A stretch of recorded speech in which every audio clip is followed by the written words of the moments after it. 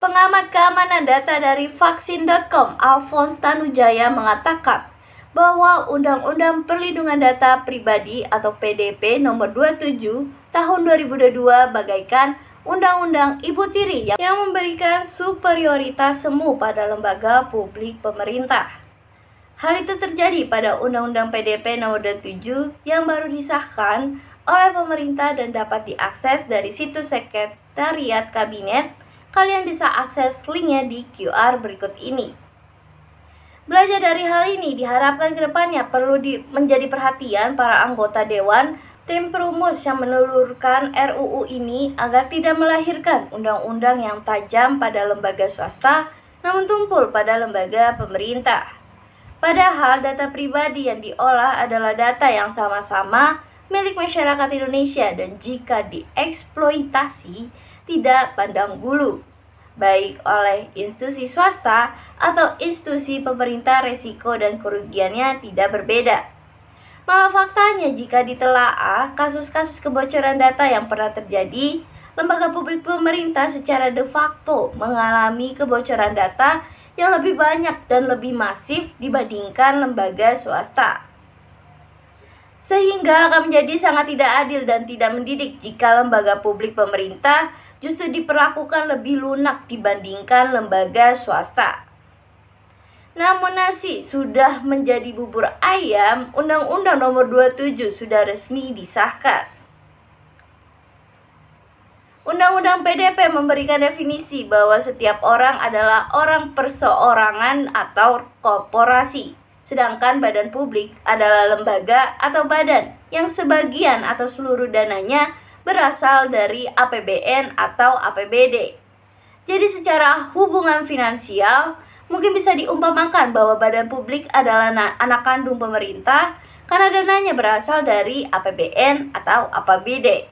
Sedangkan setiap orang yang tidak menerima APBN atau APBD mungkin dapat dikatakan sebagai anak tiri. Meskipun keduanya sama-sama hidup di Indonesia, memberikan manfaat kepada masyarakat dan membayar pajak, lalu pengendali data pribadi adalah setiap orang, badan publik atau organisasi internasional yang melakukan kendali pemrosesan data pribadi. Sedangkan prosesor data pribadi adalah pihak yang melakukan pemrosesan data pribadi atas nama pengendali data pribadi. Jika terjadi pelanggaran dalam pengelolaan data pribadi, maka pengendali data pribadi yang akan mendapatkan sanksi dari peringatan tertulis, penghentian sementara kegiatan pemrosesan data pribadi, penghapusan atau pemusnahan data pribadi sampai denda administratif yang mencapai 2% dari pendapatan tahunan. Dalam hal ini yang mendapatkan sanksi adalah pengendali data pribadi yang bisa saja setiap orang, badan publik atau organisasi internasional. Sampai di sini, Undang-Undang PDP masih diterapkan dengan berimbang karena hak dan kewajiban ditujukan kepada pengendali data pribadi dan siapapun bisa menjadi pengendali data pribadi baik perorangan, korporasi, badan publik, atau organisasi internasional. Pada pasal 65 terdapat larangan dalam penggunaan data pribadi, di mana dalam ketiga pasal tersebut, larangan hanya ditujukan pada setiap orang yang dilarang secara melawan hukum. Pasal 66 melarang setiap orang memasukkan data pribadi. Sementara di pasal 67 dan 78 memuat ketentuan pidana dan denda atas pelanggaran tersebut. Hal yang menjadi cukup menggelitik adalah larangan ini hanya ditujukan pada setiap orang yang artinya perseorangan dan korporasi. Namun secara tidak langsung itu artinya badan publik atau organisasi internasional tidak termasuk dalam larangan dalam penggunaan data pribadi atau eksploitasi data pribadi. Adapun contoh eksploitasi data dapat dilihat pada aktivitas debt collector atau telemarketing yang melanggar Undang-Undang PDP pasal 65. Namun ketidakadilan muncul di sini, karena jika pelanggaran dilakukan oleh perorangan atau korporasi, maka jerat hukum sudah menanti karena pasal yang dilanggar jelas. Ancaman hukuman pidananya mencapai 4 tahun dan denda 4 miliar rupiah. Tetapi jika melakukan pelanggaran adalah badan publik atau organisasi internasional, maka dianggap tidak melanggar pasal. Hal ini akan menimbulkan ketidakadilan jika lembaga publik atau organisasi internasional juga menjalankan aktivitas bisnis seperti di dunia perbankan. Ambil contoh aksi eksploitasi nomor telepon nasabah untuk kegiatan telemarketing.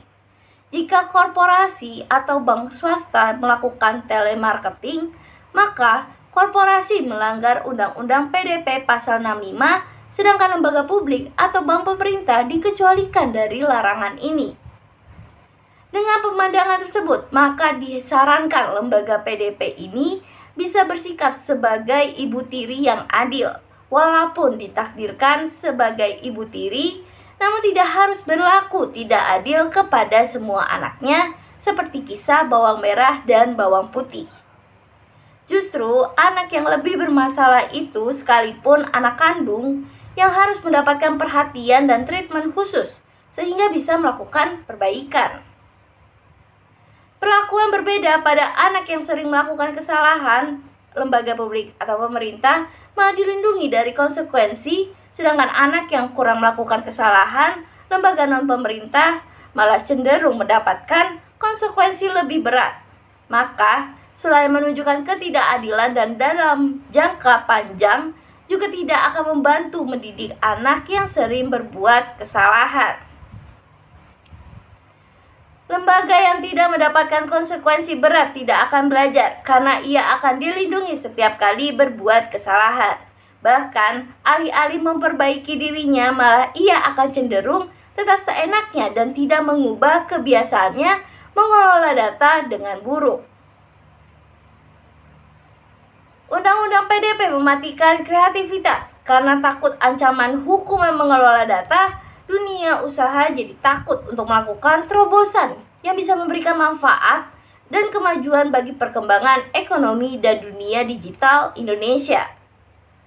Lembaga menjadi takut dihukum karena resiko mengelola data sehingga tidak mau melakukan inovasi, tidak mau berinovasi untuk melakukan layanan digital dengan value added baru yang membutuhkan biaya yang sangat tinggi karena dikekang oleh peraturan yang sangat ketat.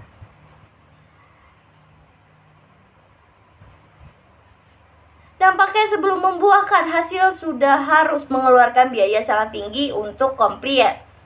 Hal ini tentu memberikan dampak buruk untuk perkembangan ekonomi kreatif Indonesia, khususnya yang berhubungan dengan digitalisasi. Hal ini harus disadari oleh lembaga PDP dalam menegakkan aturan agar jangan sampai kontraproduktif ingin mengamankan data pribadi secara membabi buta, malahan membuat masyarakat takut berkreasi. Lembaga PDP harusnya bisa memberikan pedoman bagaimana standar pengelolaan data pribadi yang baik. Kalau perlu, lembaga PDP memberikan supervisi standar minimal apa yang harus dipenuhi oleh badan publik atau setiap orang yang mengelola data.